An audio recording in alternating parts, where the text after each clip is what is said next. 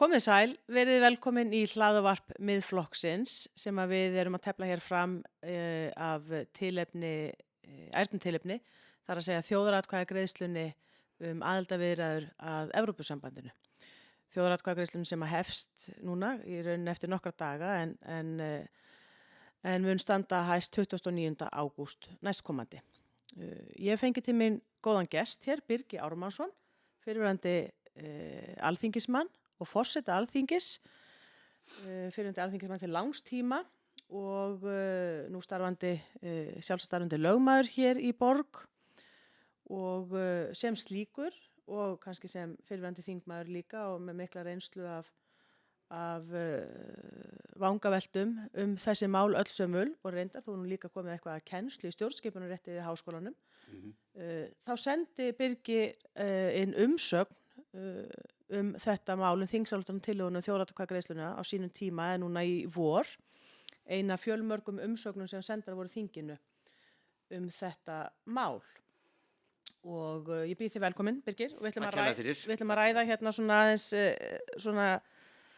smá svona lögfræðilega þætti kannski. Auðvitað allt sem að tengist þessum aðildarviðræðum, þessari þjóðaratkvæðagreiðslu og síðan mögulegri aðild Íslands að Evrópusambandinu auðvitað allt lögfræði. Ekki leitt að segja áhorfendum það, þeir sem að halda að það sé leiðilegt. Það reynda mjög áhugavert og skemmtilegt umfjöllunarefni. Ég ætlum að reyna að hafa það kannski ekki mjög, hafa umfjöllunina hérna ekki mjög tyrfna, þar að segja. Við ætlum að reyna að kjarna kannski eitthvað svona aðalatriði í þessu máli. Kannski blasir við kannski fyrst að spyrja þig, Birgir, eftir að þú sendir inn þessa umsögn til Alþingis á sínum tíma, sem bara ágætt og ég bara vísa fólki á þá umsögn á heimasíðu Alþingis. Hún bara með ýmsa punkta og í aðdraganda atkvæðagreiðslu þingsins og við erum sammála það og ég held nú að margir séu nú sammála það að það hefur nú verið mikill asi á málinu í þinginu. En eftir að þessi umsögn var send og eftir þetta var samþykkt í þinginu að fara í þessa þjóðaratkvæðagreiðslu, ekki með mínu atkvæði, svo ég haldi því til haga. Hvað finnst þér kannski helst hafa breyst eða finnst þér umræðan einhvern veginn hafa þroskast eftir þetta umsóknarferli og þessa afgreiðslu þingsins? Það má eiginlega skipta þessu í tvennt. Annars vegar það auðvitað aðdragandi niðurstöðu Alþingis eða aðdragandi atkvæðagreiðslunnar á Alþingi og það var auðvitað umræða sem átti sér stað vikurnar þar á undan, alveg frá því að ríkisstjórnin kynnti áform sín þjóðaratkvæðagreiðsluna sem var, ef ég man rétt, 7. mars. Þá svona fór ákveðin umræða af stað. Og umræðan hefur vissulega var mikil í kringum málsmeðferðinni í þinginu. Ég hefði nú samt ímyndað mér að hún gæti orðið meiri og efnislegri svona í fjölmiðlum heldur en hún reyndist vera. En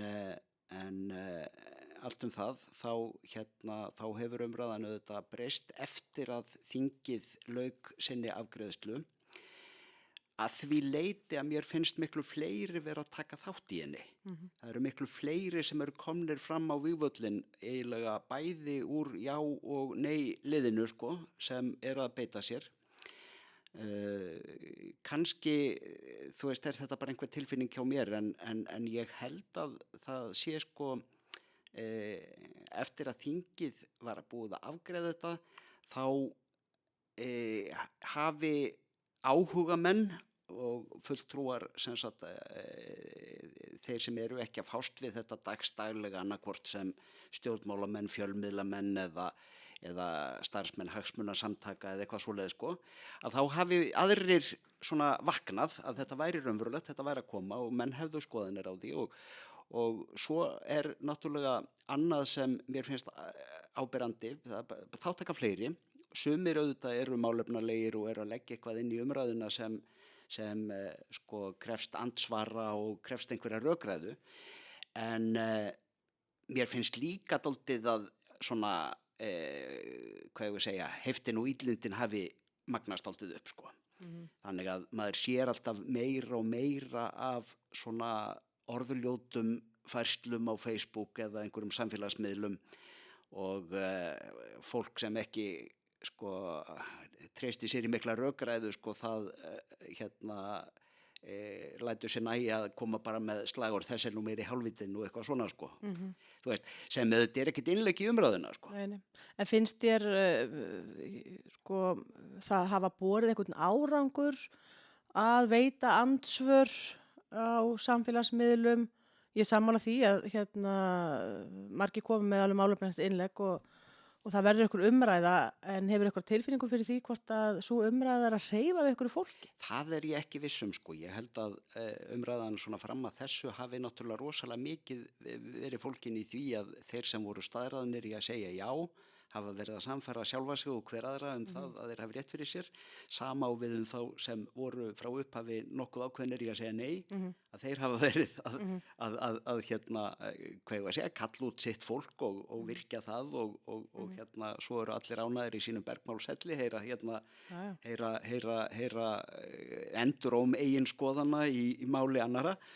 Og litlu sigrarnir falla alveg. Jú, menn á miklum snúningi hver á annan á einhverjum þráðum fyrir neðan einhverja Facebook-fæslur sko, og allt í góðu með það. Ég meina það bara er partur af umræðunni, en hins vegar þá hef ég nú sagt það við þá sem ég hef verið í samskiptum við að menn með ekki gleyma því að það eru þeir sem í dag eru óákveðnir sem munu ráða úrslitum það hvernig atkvæðagreiðslan fer.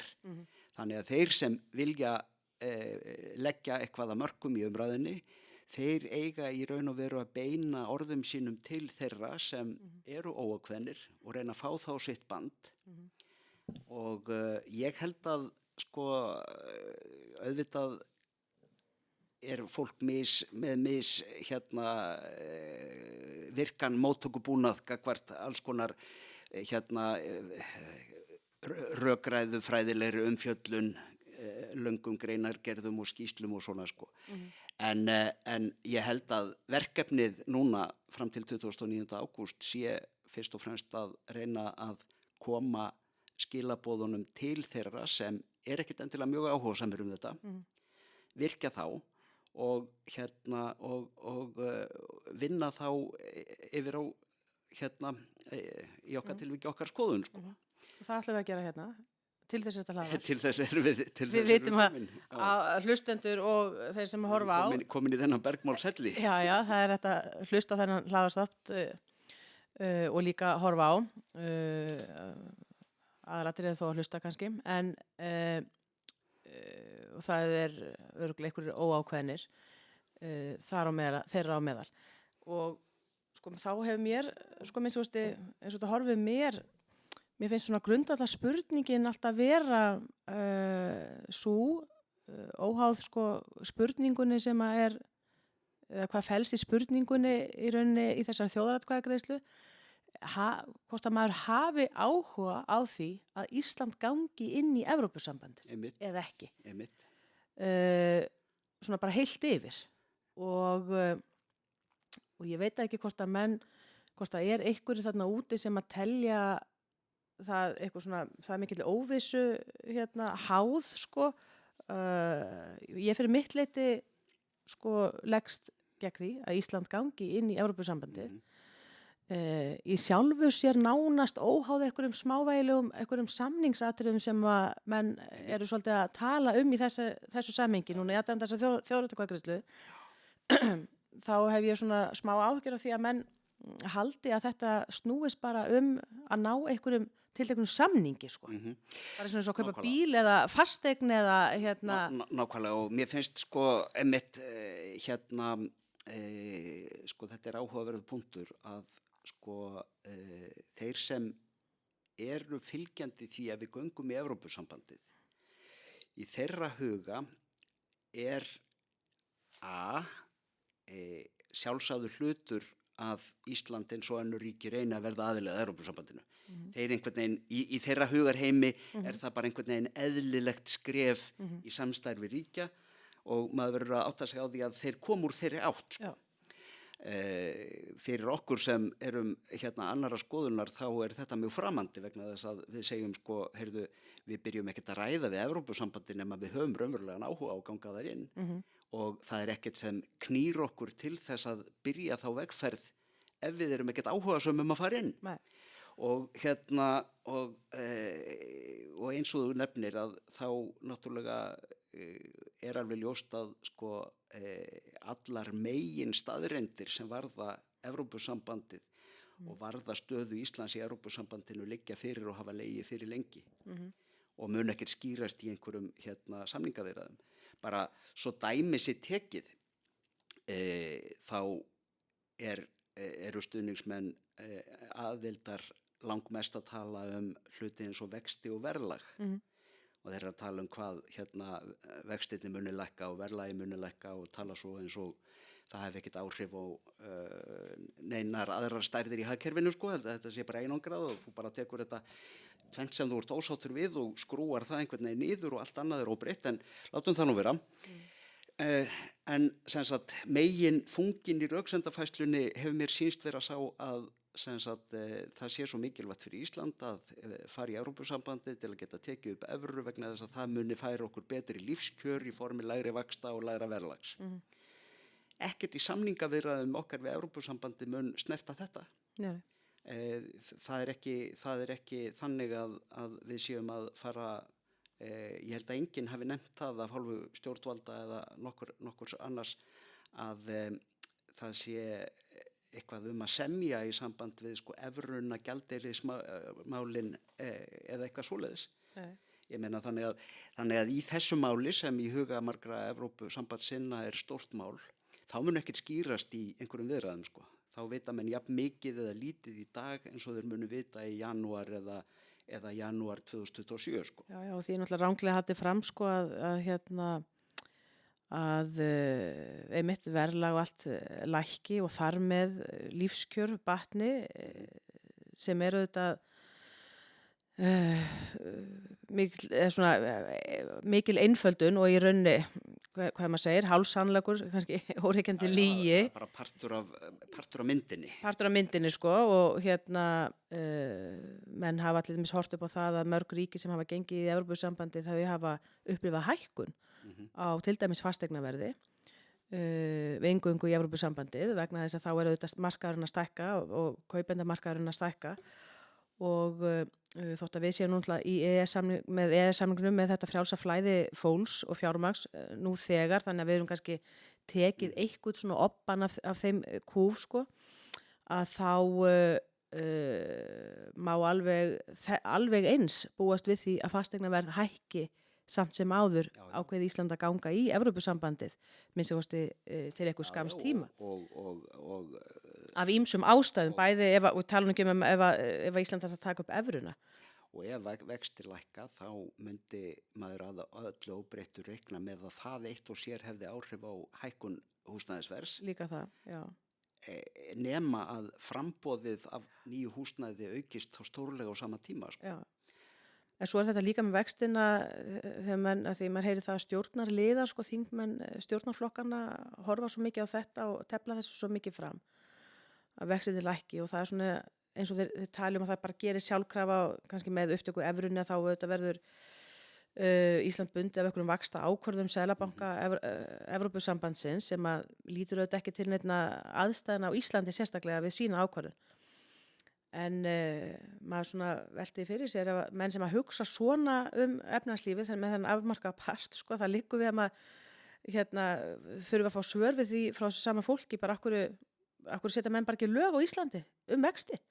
Ef menn bara telja það sé hægt að ákveða bara að vextir eigi að vera hér 2,5% og þeir verði það með ákvörðun Seðlabanka Evrópusambandsins vilja menn ekki bara, er ekki allt eins að hægt bara setja lög hér á Íslandi vextina sko? Jú, það væri alveg hægt að gera það eða náttúrulega ef menn er að velta fyrir sér sko stöðuleika í gengi og annað þess áttar þá náttúrulega er alltaf sá möguleiki að taka upp fast gengi búa til einhverja fasta gengisviðmiðun og festa gengi krónunar við eitthvað við höfum þekkt það sko og þá ná menn ákveðnum áhrifum menn auðvitað en menn missa sjónar á heildarmyndinni sko menn sjá ekki heildarmyndina það er einhvern veginn í þessu öllu saman en þetta er eitt hlutin af þessu Svo er Annar hluti kannski þessi sem þú aðeins fékkst að hérna áðan eða snertir á, að það er það að sumir stuðningsmenn í þessari þjóðaratkvæðagreiðslu leggja ofur áherslu á þessa þætti eins og vexti og verðlag, og það er gulrótin sem á að teima fólk inn í Evrópusambandið. Allt gott það að segja. Ég meina, þar eru menn að lofa alls konar sem þeir geta ekkert staðið við og það er einhver hagfræðileg umræða sem þarf að eiga sér stað. Hitt er annað sem þú komst aðeins inn á hérna í upphafi líka. Það er það að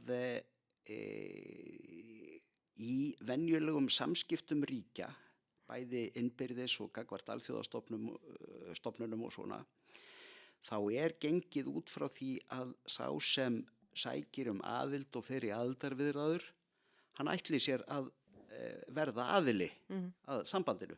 Það er gert ráð fyrir því að það fylgi hugur máli, að það sé alvara á bakvið þetta. Og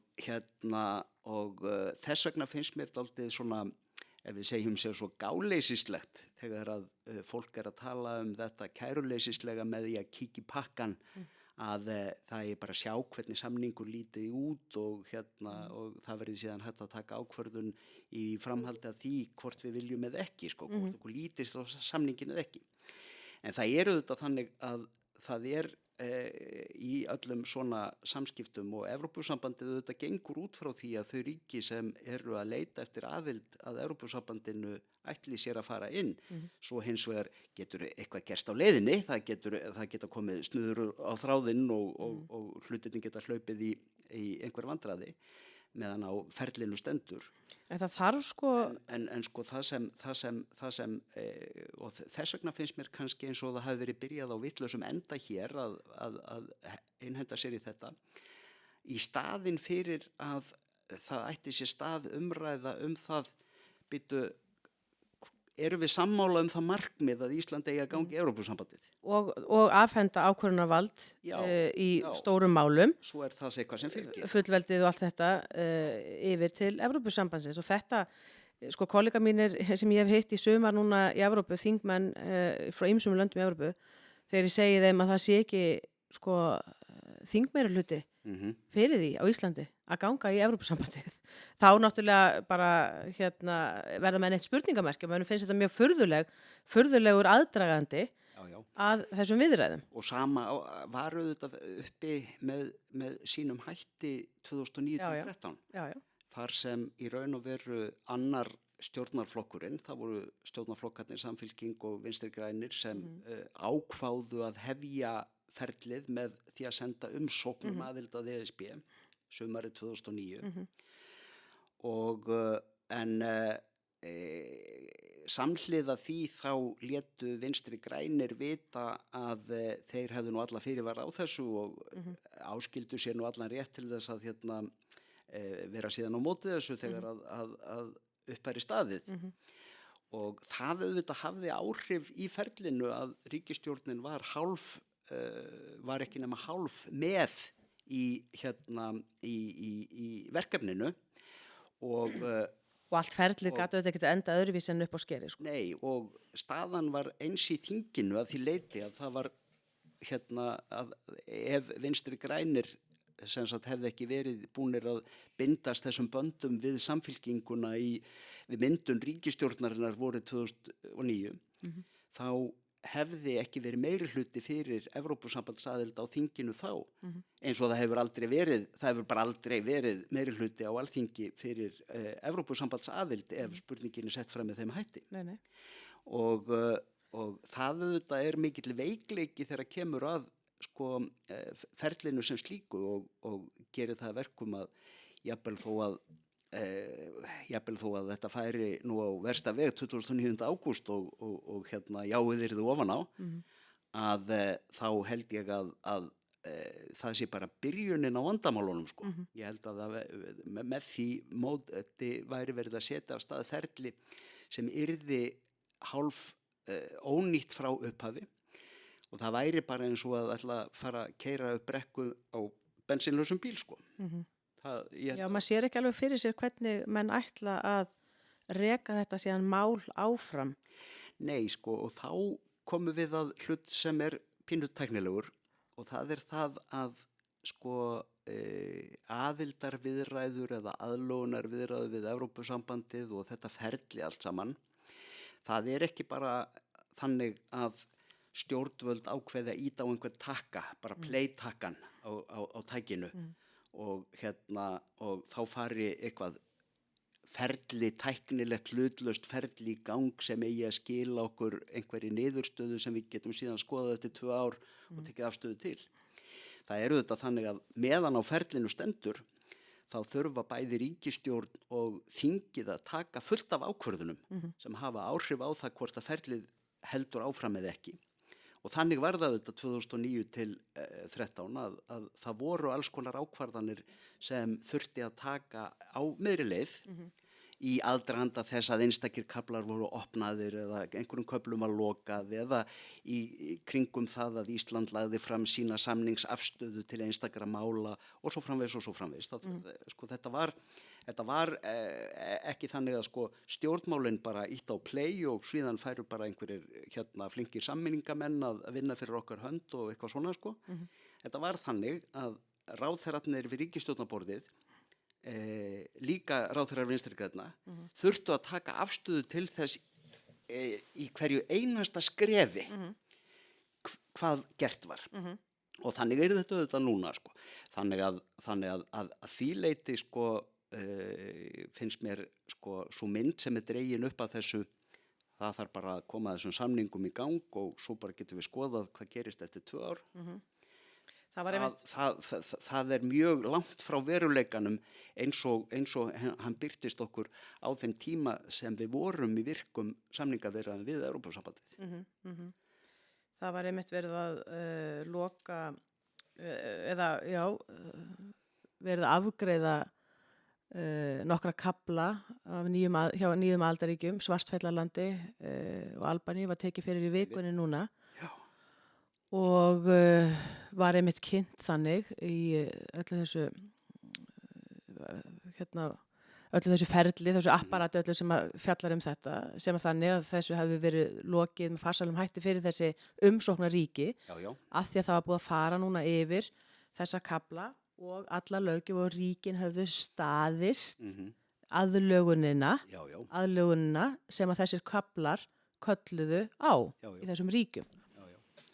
Og þess vegna finnst manni og það náttúrulega þannig að ef við bara horfum og það var sem sagt, það auðvitað eftir sko mikla vinnu í ríkjunum sjálfum viðkomandi þjóðþingum þar sem að hafa þurft að leggja hönd á plóg til þess að hægt væri að kynna þessa niðurstöðu á þessum köflum, tilteknum köflum í þessu aðildarferli. Og þetta gerist jafnóðum. Já, þetta gerist jafnóðum allan tíman. Yfir allan tíman. Já, og ég sem sko þingmaður núna, ég átta mig bara í sjálfu sér ekki á því sko og horfi til þess til komandi þingveturs verði niðurstaðan álpist menn til að segja já í þessari þjóðaratkvæðagreiðslu.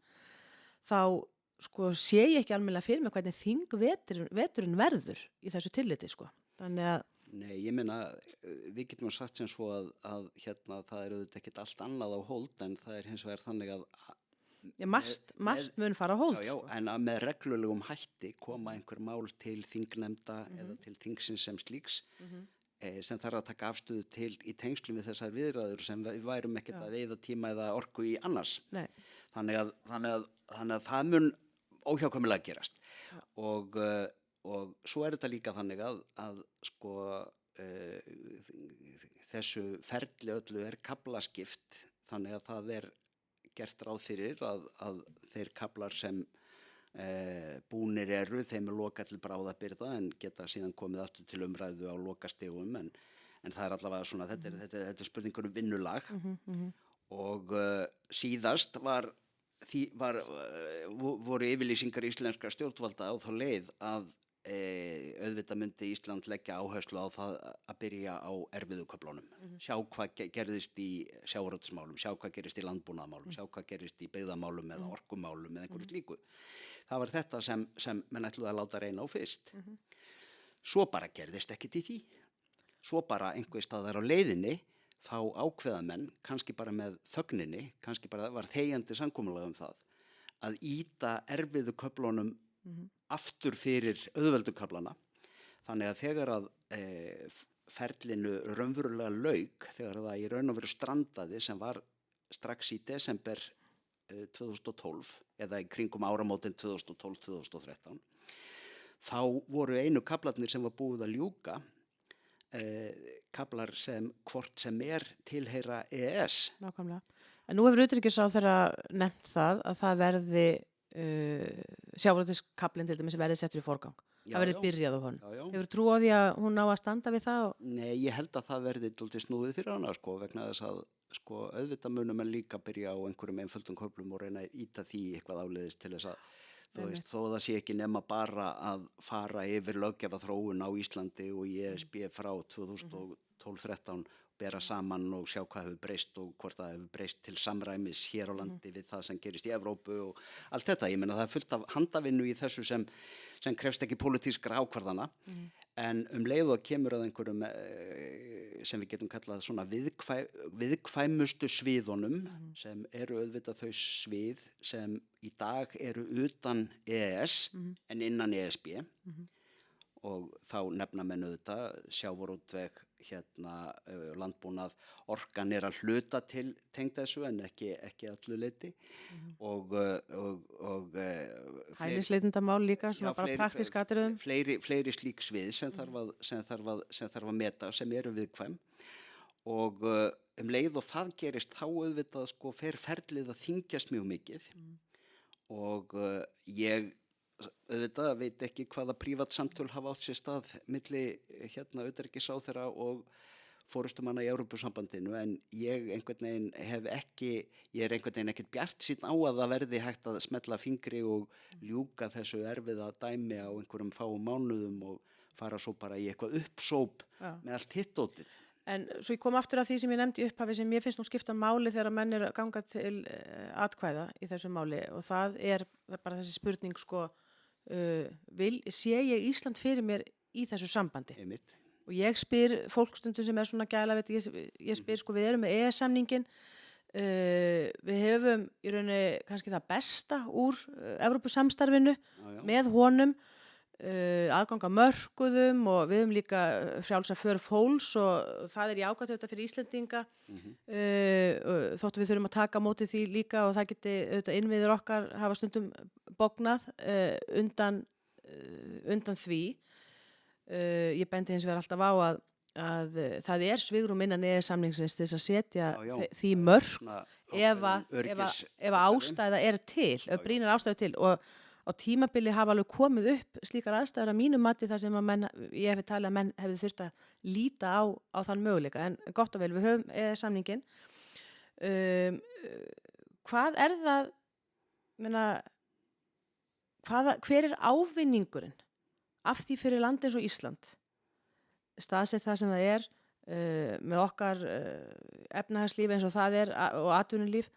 Hver ávinningurinn fyrir land eins og Ísland að ganga í bandalag þar sem að ný ríki sem að banka á dyrnar eru land eins og Úkraína, Svartfjallaland, Albanía og síðan möguleikur fleiri lönd.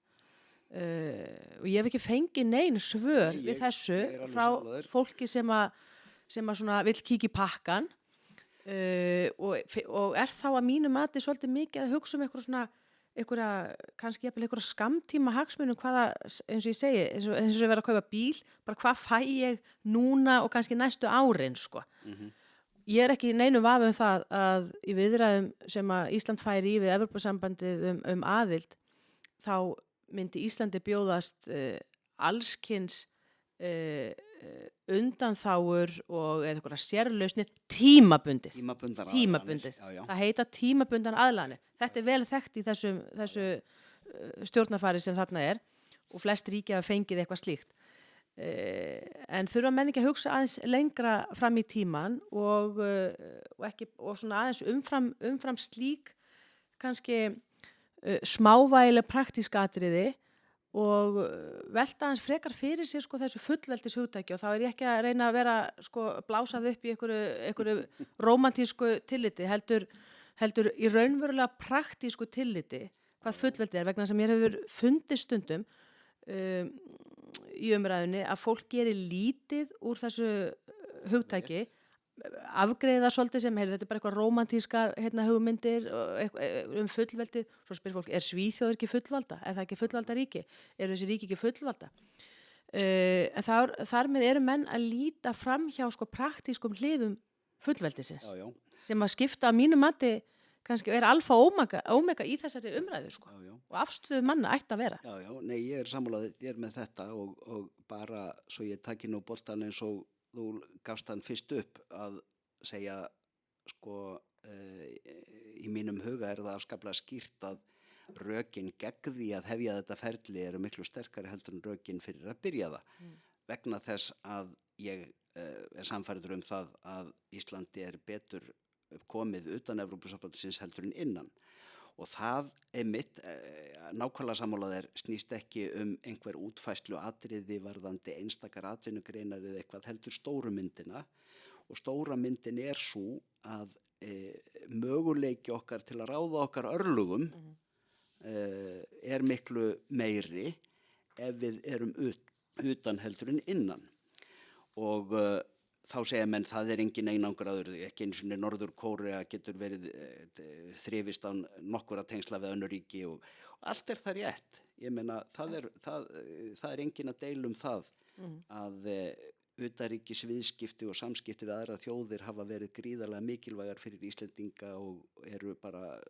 auðvitað forsenda þess að hér þrífist eitthvað mannlíf. Ef við hefðum ekki kaupendur okkar afurðum þá væri ekkert líf hérna sko. En staðan hins vegar sú að Evrópusambandið í eðli sínu öðruvísi heldur en önnur þau alþjóðasamtök eða alþjóðastofnanir sem við eigum aðild að. Vegna þess að Evrópusambandið gerir ekki bara kröfu það að Ísland sem ríki skuldbindi sig að þjóðarétti til að gera eitt eða annað. Evrópusambandið fer miklu dýpra inn í löggjöfina, inn í ákvarðanatökuna, inn í dómana og annað þess háttar. Þannig að þess vegna hafa lögfræðingar, hvort sem þeir vilja nota hugtakið fullveldi eða ekki, verið sammála það að það væri svo mikið framsal ríkisvalds sem fælist í aðild að Evrópusambandinu að það gengi ekki upp nema að breyta stjórnarskránni. Það svona þessi breiði konsensus meðal íslenskra lögfræðinga að ef Ísland ætlar að ganga í Evrópusambandið þá þarf að breyta stjórnarskránni og það þarf að breyta stjórnarskránni af því að ESB aðild krefst svo mikils framsalsvalds. Og þetta ekki bara sko lögfræðingar sammála, sko jásinnar og neysinnar eru alveg sammála um þetta. Nokkuð sammála um þetta. Já, ég hef ekki heyrt neitt halda öðru fram. Nei, svo rífast menn það hvort að það sé sko hægt að nota orðið fullveldi í þessu sambandi og svo rífast menn það hvort að þetta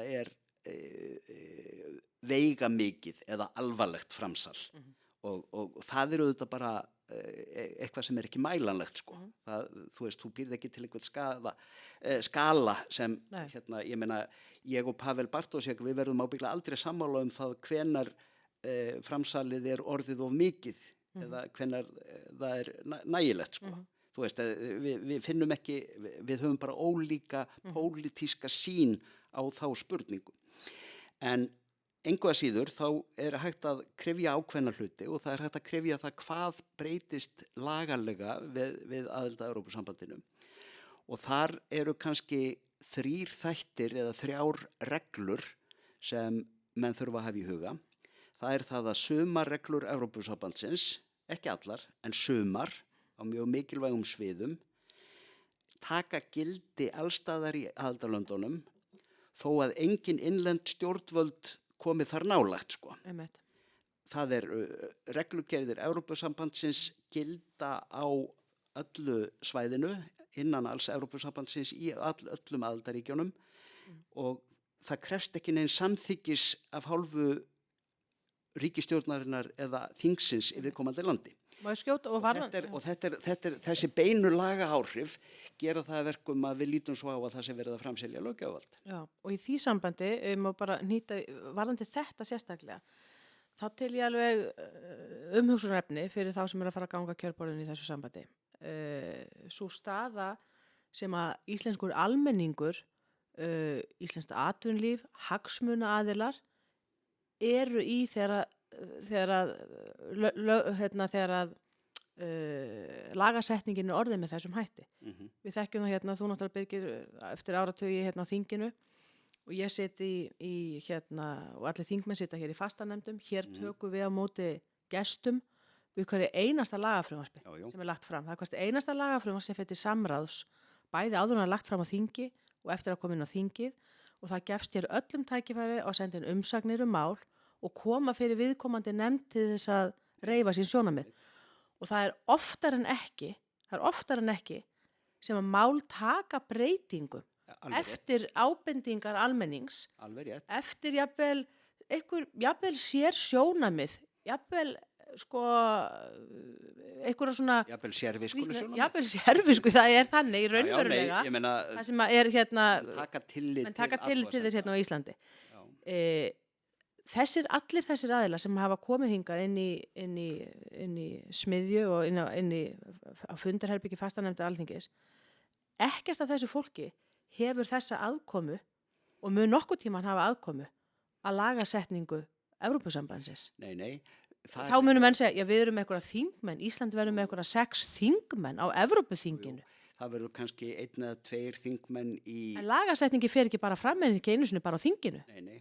Hún fer fram í ráðherraráðinu, framkvæmdastjórnin hefur jafnvel meir það að segja hvaða reglur taka síðan gildi í Evrópusambandinu heldur nokkuð tíman að Evrópuþingið.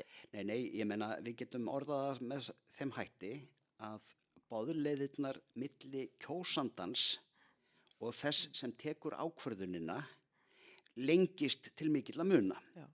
Í staðinn fyrir að fólk geti eins og þú segir mætt á nefndarfundi í þinginu eða þess vegna mætt á Austurvöll og mótmælt eða eitthvað þess áttar þá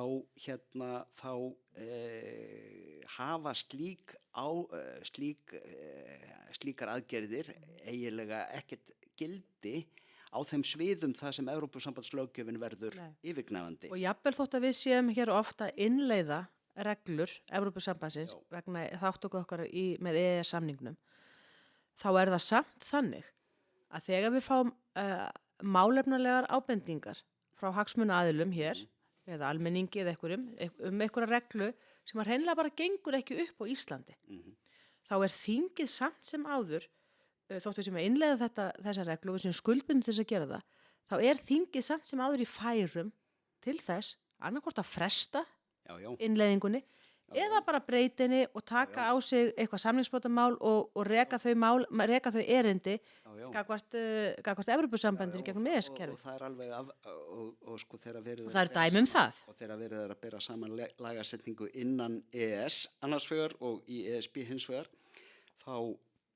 mega menn ekki gleyma því grundvallaratriði að jafnvel þó að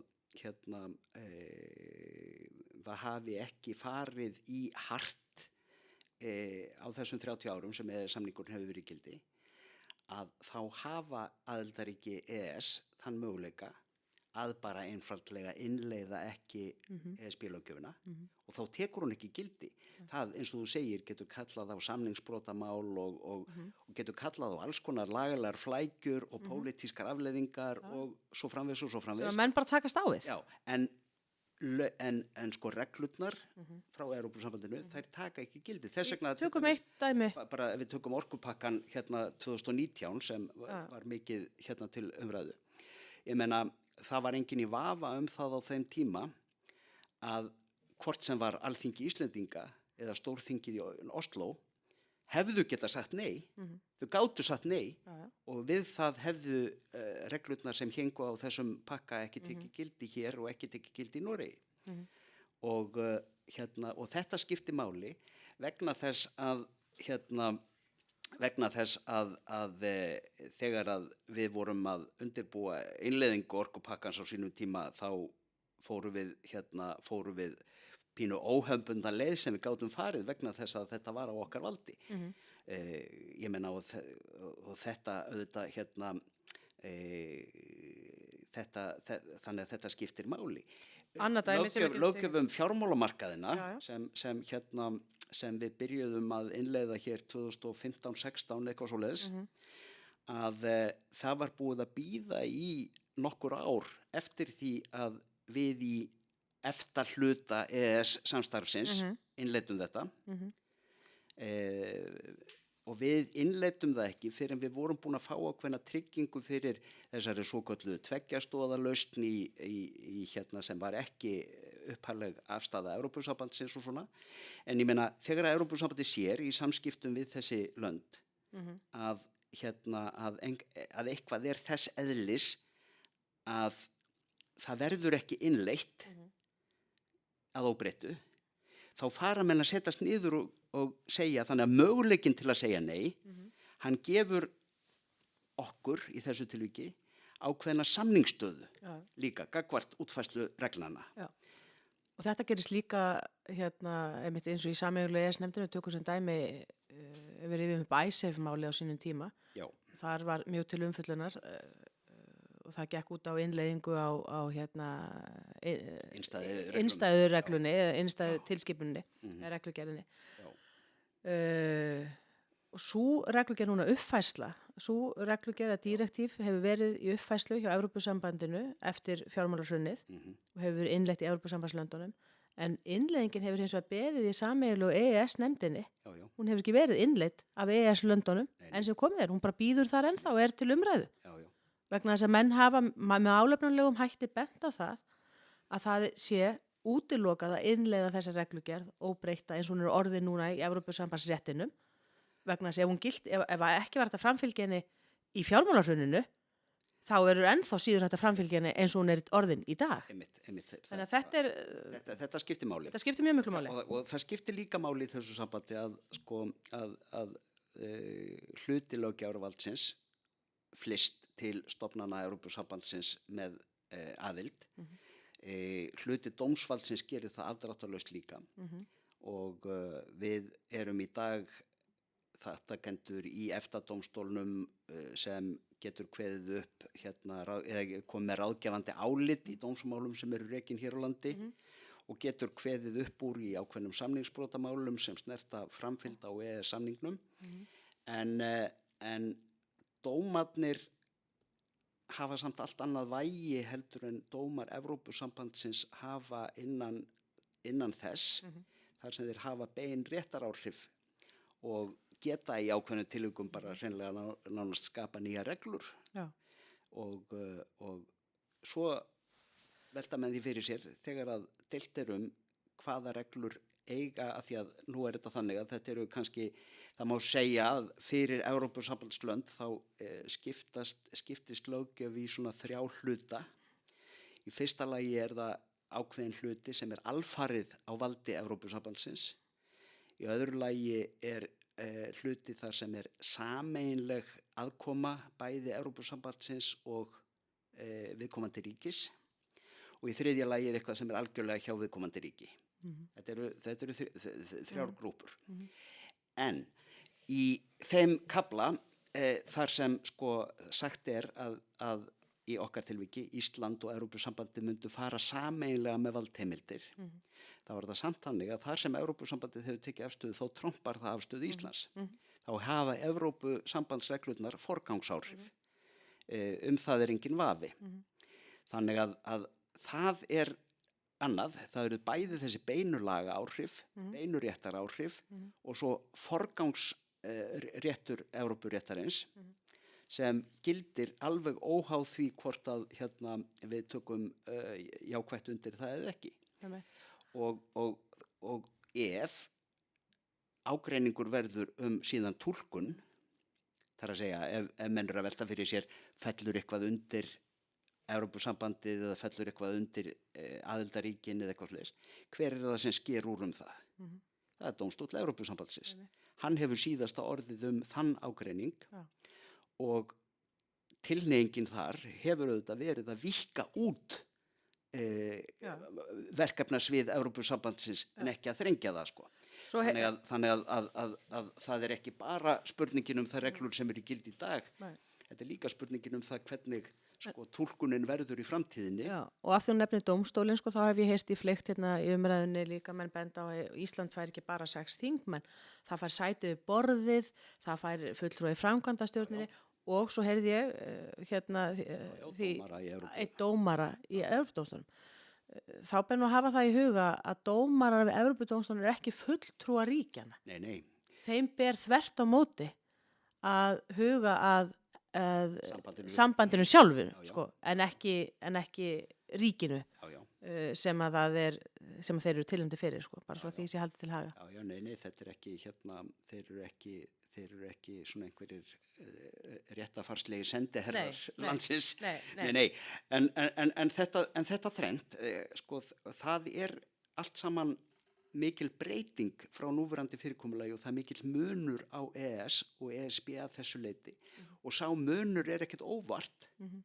Það er vegna þess að EES-kerfið var á sínum tíma þegar að Ísland og hinn EFTA-löndin voru að semja aðild að Evrópska efnahagssvæðinu 1990 og eitthvað, eða byrjun 10. áratugarins, þá sögðu menn sem svo, sko, við erum tilbúin að ganga svona langt en ekki lengra af því að það felur í sér of mikið framsal valds. Þannig að línan var dregin í sandinn með meðvituðum hætti og það eru þetta álitsgerðir lögfræðilegar og fræðileg umfjöllun frá þeim tíma sem hefur verið byggt á síðan. Utanríkisráðherra eða ríkisstjórnin byggði á áliti svokallara fjórmenninga sem töldu að EES væri í lagi en það var ekki í lagi að ganga lengra með við óbreytta stjórnarskrá og það er túlkunin sem hefur verið ráðandi núna í rúm 30 ár. En auðvitað voru menn á þeim tíma líka lögfræðingar sem töldu að jafnvel þar hefði verið gengið og langt, sko. Það var enginn sem kom og sagði að það var gengið og skamt, sko. Nei, einmitt. En svona til framtíðar, sko, líka það var stofnar hópur daginn eða svona fólk kom saman undir merkjum Áfram Ísland daginn. Ég sótti þann stofnfund og það var áhugavert og það hefur nú verið fjallað mikið ræður þær sem voru haldnar, þetta var alveg bara mjög fínar ræður og málefnalega erindi úr ýmsum áttum. Meðal annars var þarna Ólafur Ragnar Grímsson, fyrrverandi forseti og mér fannst hann nefna eitt atriði sem ekkert hefur verið nefnt og það verið fróðlegt að heyra frá þér að því að þú pælir nú í þessari stjórnskipun og neitunarvaldi forseta og svona, en mér fannst áhugaverður punkturinn hjá honum að draga það fram að hann varpa fram þeirri spurningu hvað verður neitunarvald forseta og málskotsréttindi þjóðarinnar í öllu þessu sambandi. Sko ef að Ísland samþykkir hér einhverju lög eða þingið hér samþykkir einhverju lög sem að þjóðin sættir sig ekki við en þetta eru lög sem að byggja á Evrópuréttinum. Hvað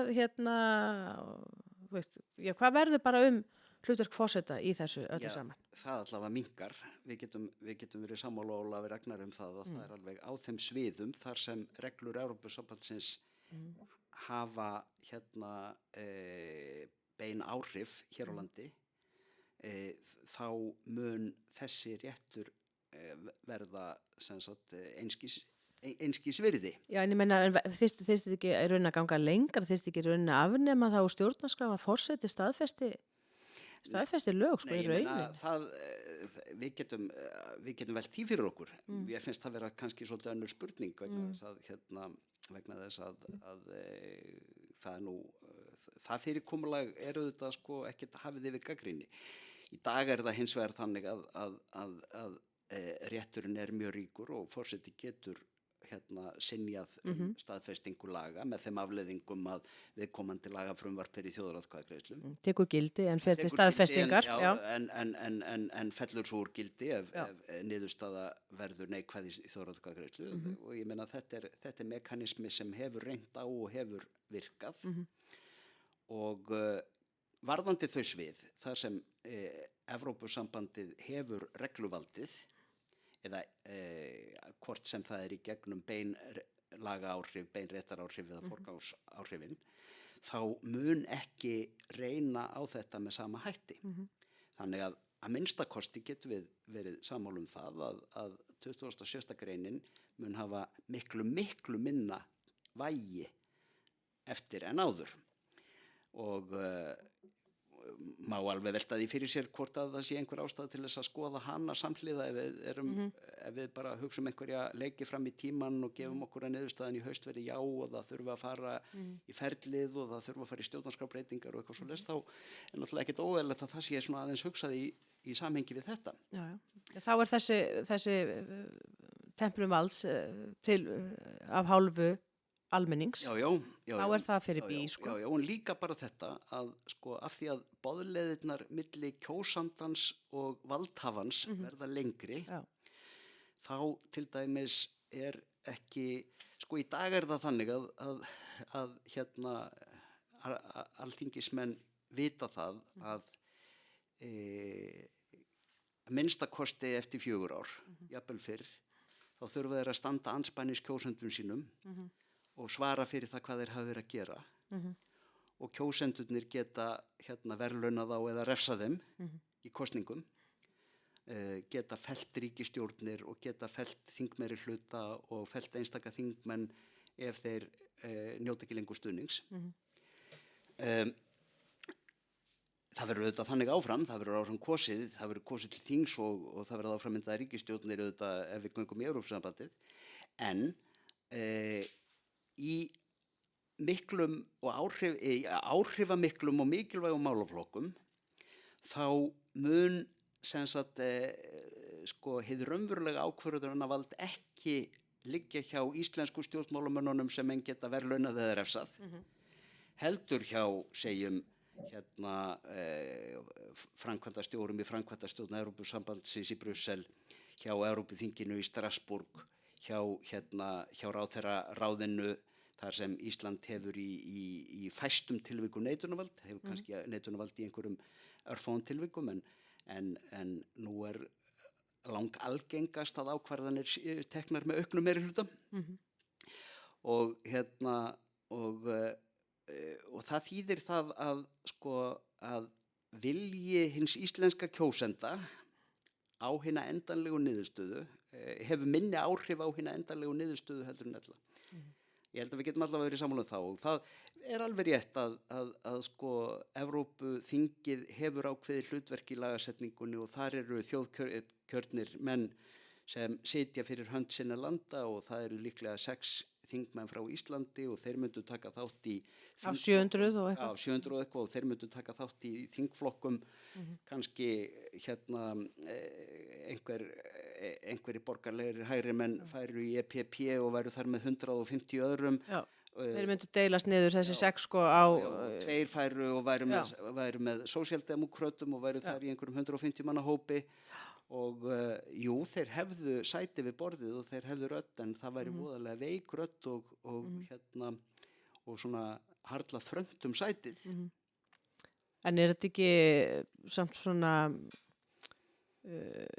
þetta yrði náttúrulega, sko þingmennskan yrði náttúrulega bara loksins þægileg innivinna. Enginn hér til ábyrgðar og það væri hægt að ég meina við þetta við getum ekki ráð þessu, þetta er bara svona reglurnar. Á einhverjum sviðum er það þannig, á einhverjum sviðum. Einhver getur orðnað sig við það. Á mikilvægum sviðum þá yrði þetta þá væru íslenski þingmenn og íslenski ráðherrar ábyrgðarlausir. Ábyrgðarlausir af öllu. Í sjálfu sér en þetta er nú ein hliðin á þessu og ég segi þegar að við erum að ræða munin á EES og hvað myndi breytast, munin á ESB og EES og hvað myndi breytast ef við göngum í Evrópusambandið, þá verða menn að hafa þessar 3 reglur í huga og það er reglan bein réttaráhrif, bein lagaáhrif, bein réttaráhrif og forgang ESB reglna. Og síðan að hafa alltaf í huga að ef það verður einhver ágreiningur túlkunina, þá það dómstóll ESB sem hefur síðasta orðið. Þannig að þetta stór og veigamikil breyting. Þetta svona, ég myndi segja að þetta heildarmyndin sem menn þurfa að hafa í hugum. Og þetta... Óháð einhverjum sérlausnum í sjávarútvegsmálum eða landbúnaðarmálum, tímabundnum lausnum þar. Ég sammála því að þetta heildarmyndin sem þarf að hafa í hug. Og þetta auðvitað eitthvað sem síðan yrði miklu erfiðar að vinda ofan af. Svo það nefnilega eitt í þessu að í upphafi skyldi endinn skoða og menn þurfa líka að átta sig á því að það hefur ekki reynst auðvelt þjóðum, jafnvel öflugum þjóðum að ganga út úr Evrópusambandinu. Nei, ég meina það sem sagt auðvitað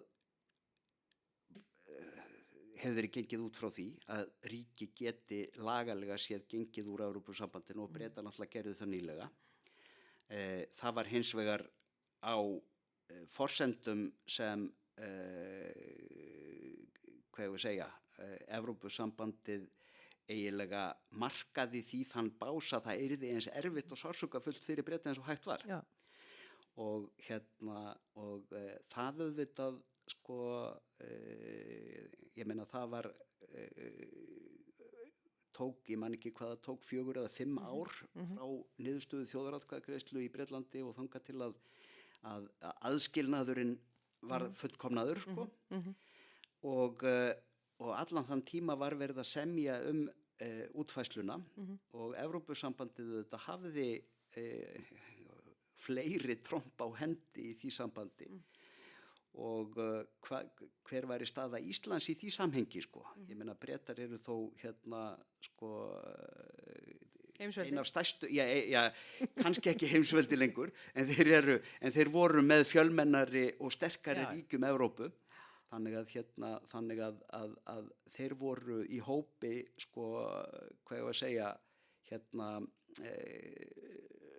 stóru villidýrina í skóginum burðugri ríkja þarna. Burðugri ríkja sem hafa bæði mannfjölda og efnahagslegt vald og allt sem og stofnanir og annað.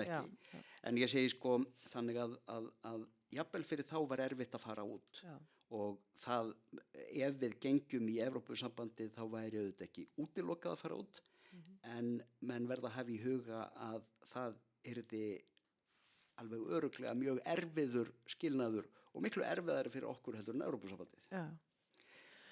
Nákvæmlega, við erum búin að fara vítt og breytt yfir sviðið í þessu og þú komist að þeirri niðurstöðu og sannvært mig að það er ekkert vit í öðru en að segja nei í þessari þjóðaratkvæðagreiðslu með vísan til þessarar heildarmyndar sem við höfum verið að... Þessi heildarmynd það sem skiptir máli. Hitt sem bætist við, sem eru tæknilega atrið og það er efni í annan þátt og hægt að ræða það mjög ítarlega, sjávarútvegsmálin, landbúnaðarmálin, skattamálin. Ég var bara að rifja það upp í morgun að nú stundir gildir 11% virðisaukaskattur á eldsneyti. Tímabundið vegna aðstæðna í efnahagslífinu. Þetta væri ekki heimilt ef við værum í Evrópusambandinu. Já, það myndi allavega skapa núning. Það bara hefur verið mörkuð svo lína að virðisaukaskattur og eldsneyti megi ekki fara undir 15%. Nei. Og það samningsbrotamál fari ríki undir það.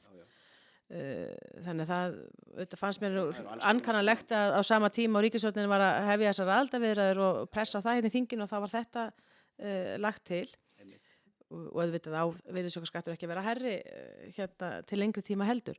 Þannig að þetta eru allt síðan tæknileg mál og bara einstökum mál sem að vert að hafa í huga líka kjósendur þegar ganga til atkvæða en mestumvert finnst mér þó skipta máli þessi bara sýn á Ísland og stöðu Íslands í alþjóðasamfélaginu eða samfélagi þjóðana eins og kallað og það hefur ekki komið neitt fram í þessari umræðu að ávinningurinn af því að gangi til ríkisbandalag sé nokkur umfram það sem við höfum með þessu sambandi í þessu samkomulagi sem við höfum við Evrópusambandið. Mér heyrist reyndar og önnur ríki líka. Formaður utanríkisnefndar alltaf vera bjóða einhver Pítsupartí? einhver aha afslætti og Já, mega tilboð og eitthvað. Já. Nei, en grínlaust, þá er það auðvitað þannig að Það er svo barnalegt að því að, og talandi unga fólkið, sko, það er auðvitað, ef við ekki að segja, fugl í skógi en ekki hendi. Nei, algjörlega. Nei, og svo bara er alveg skauta fram hjá því að þegar tala unga fólkið og þetta verður erfitt fyrir það að koma yfir sig þaki, yfir höfuðið. Hérna á Íslandi, svo horfum maður bara til þessara ríkja í Evrópu og jafnvel þeirra ríkja sem maður þekkir ágætlega til og maður horfir á ungt fólk og það er bara miklu erfiðara í löndum sunnar í Evrópu að fyrir ungt fólk að kaupa húsnæði. Á Spáni er sérstakt átak í gangi í Madrídakommununni, átak til þess að hjálpa fyrstu kaupendum til þess að kaupa húsnæði og það átak miðast við fólk alltaf 41 árs gamalt. 41 árs. Þannig að og launin og annað þar fram til götunum og kaupmátturinn í mörgum tilfellum, ekki flestum, miklu lægri og minni heldur en hér á landi. En þetta eru þessi einstöku atriði sem að ég held að fólk ætti ekki að láta ráða úrslitum í þessar atkvæðagreiðslu en sjálfsagt að ræða að því að Já, það er hægt að færa rök gegn öllum þessum gyllibóðum. Já, það er mjög einfalt að gera það. Á sínu sviði, Já. en hins vegar þá er auðvitað stóra myndin er þessi að í svo mörgum málum þá myndi aðild að ESB kalla á það að síðasta orðið í sambandi við alls konar ákvarðanir yrði í Brussel en ekki í Reykjavík.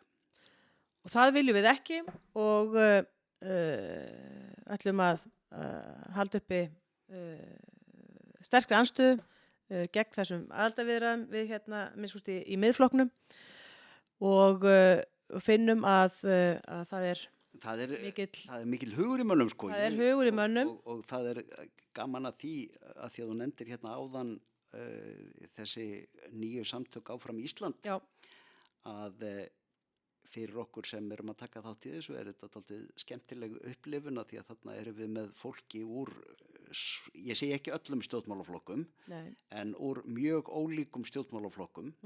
Við rekumst þarna sjálfstæðismenn, miðflokksmenn, framsóknarmenn, vinstri grænir, sósíalistar, fólk og utan flokkafólk líka. Og utan flokkafólk í stórum stíl og þetta þetta fólk sem ekkert sammála lífskoðun eða pólitíska afstöðu til einstakra mála. Nei.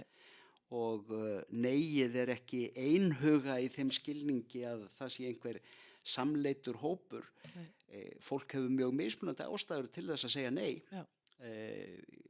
Við höfum stundum, ég var einhvern tímann í útvarpsþætti með Sólveigu Önnu Jónsdóttur og við vorum bæði á móti ESB. Ég að því að ég taldi að þetta væri allt of mikið, allt of stjórnlynt fyrirbæri með reglusetningu og afskiptum af öllu mögulegu, en hún taldi að þetta var allt of mikið markaðs- og frjálshyggju fyrirbæri. Þannig að við höfðum ólíkar skoðanir því en hitt er annað mál að það sem við eigum sameiginlegt er akkúrat þetta að við viljum að málin séu útkljáð hér á landi og þau mál sem varða íslenska hagsmuni séu ákveðin af íslenska löggjafanum, íslensku ríkisstjórninni, íslensku dómstólum. Og í nálægð við íslensku þjóðina. Þannig að það skiptir mestu máli. En við ætlum að láta þessu hlaðvarpi lokið hér.